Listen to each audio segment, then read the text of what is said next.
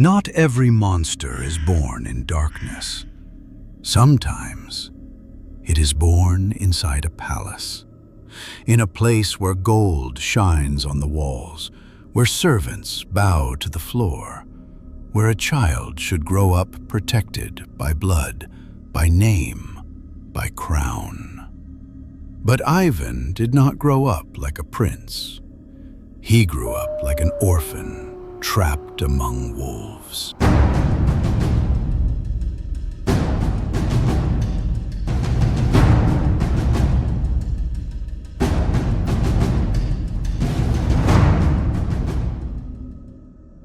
He was 3 years old when he lost his father, 8 when he lost his mother. And then, in the heart of the Moscow court, a silent war began. Noble families fought for power. Boyars whispered in corners. Men disappeared. Poison moved quietly through banquet halls. And the young Ivan watched it all with the eyes of a child who learned too early that no one was coming to save him. It was said that he and his brother were neglected, dressed in rags, left hungry, and treated not like future rulers, but like problems waiting to be used. And somewhere inside him, something broke. First, animals suffered, then people. And when the boy everyone ignored finally grew into a man, Russia would learn a name it would not speak without fear for centuries. Ivan Grozny, Ivan the Terrible, the first Tsar of Russia. A man who began as a reformer and ended as a ruler before whom even his own family was not safe. But before you understand how cruel he became, you must first understand how afraid he was, because the greatest monsters in history are not always born from strength. Sometimes they are born from paranoia. Even the fourth Vasilievich was born in 1530. He was the son of the Grand Prince of Moscow, heir to a dynasty that was slowly gathering the Russian lands beneath one throne. But his childhood was not a story of luxury. It was a story of abandonment. After his father's death, power was held in Ivan's name by his mother, Elena Glinskaya.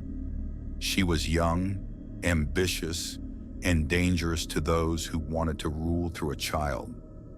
Then she died suddenly when Ivan was only 8 years old.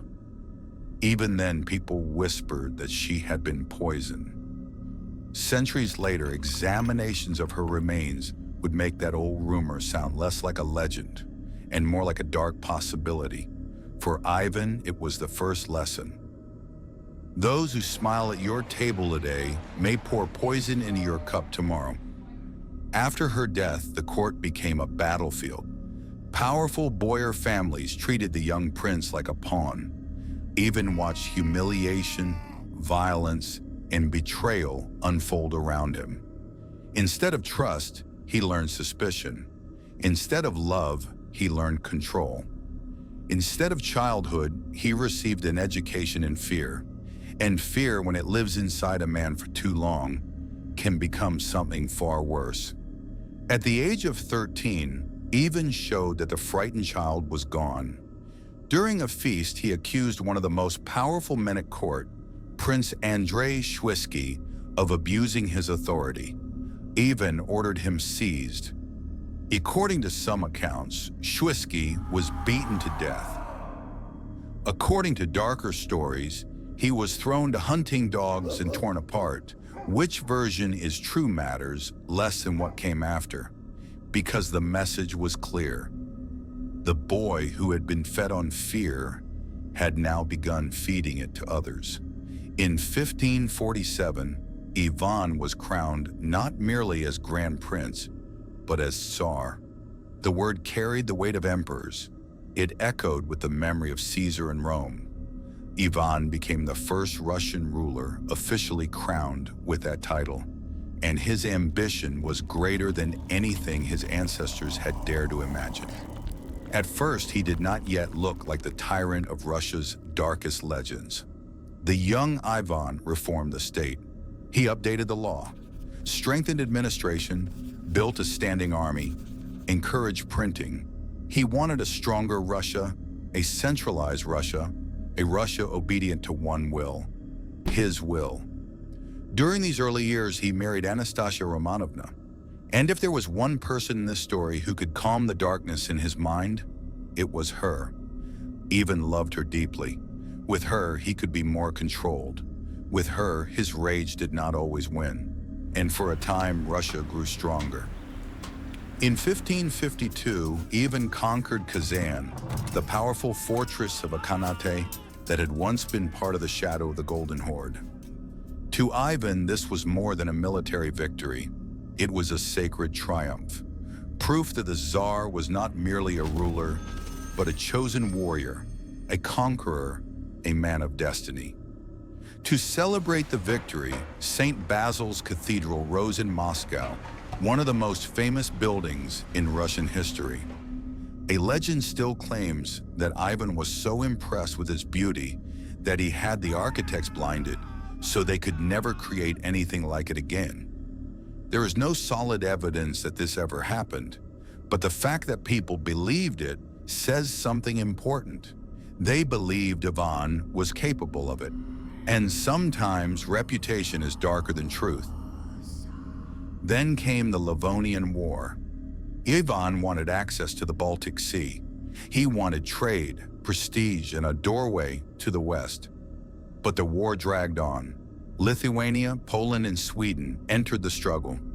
Russian soldiers died far from home. Victories turned into exhaustion. And then, in 1560, Anastasia died. For Ivan, her death was not simply grief, it was confirmation. He became convinced that his beloved wife had been poisoned by his enemies. No proof was found at the time, but later examinations of her remains revealed unusually high levels of mercury. Maybe Ivan was wrong about many things, but in this one terrible suspicion, he may have been right. If he had hated the Boyars before, now he began to see them everywhere, in every glance, in every silence, in every delayed bow. And when his former friend, Prince Andrei Kurbsky, defected to Lithuania in 1564, Ivan saw it as the final proof. Betrayal was not an exception. Betrayal was everywhere. Ivan left Moscow and withdrew to Alexandria. From there, he sent letters announcing that he would give up the throne. Moscow panicked. The nobles and clergy begged him to return, and Ivan did return. But he had one condition. He demanded the right to confiscate the lands of traitors, to punish them, and to execute anyone he suspected of betrayal. They gave him that right, and with that decision, Russia opened the door to a nightmare. Ivan divided the country in two. One part would continue under normal rule. The other, called the Oprichnina, belonged directly to him. There, the Tsar was the law, the judge, and the executioner. To police this dark new territory, Ivan created the Oprichniki. They dressed in black. They rode like a funeral procession across the land. It was said that dog heads and brooms were fixed to their saddles, symbols that they would sniff out treason and sweep it from Russia. They were not ordinary guards. They were Ivan's private army, a brotherhood of terror, half religious order, half gang of executioners. Their purpose was simple: to make every man in Russia afraid to even think. When the Oprichniki arrived in a town, people did not ask who was guilty. They asked who would survive.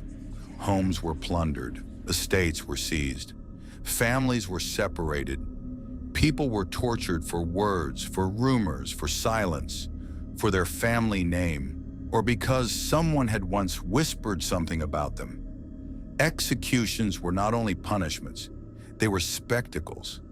It was said that men were boiled alive, impaled, roasted over open fires, torn apart by horses, or drowned beneath the ice.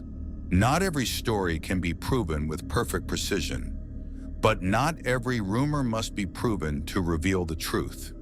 Ivan's state had become a place where fear itself was a method of government. And then came Novgorod. In 1570, Ivan became convinced that one of Russia's greatest cities was plotting against him and planning to defect to Lithuania. The evidence was weak, but suspicion was enough. The Tsar marched in the city with the oprichniki. What followed became one of the darkest chapters of his reign. Monasteries and churches were plundered. Priests and monks were beaten. Merchants, officials, and wealthy citizens were tortured, either to force confessions of treason or simply to make them name the next victim. Wealth vanished. Shops were destroyed. Houses were burned. People were dragged into the freezing winter air, bound, beaten, and taken toward the Volkhov River. There, their road ended. According to the accounts, women, children, and entire families were thrown into the icy water. Those who tried to swim back were pushed under with spears, axes, and hooks. Novgorod was not only punished, it was broken. The number of dead is disputed. Some sources speak of thousands. Others give much higher numbers. But the result is clear.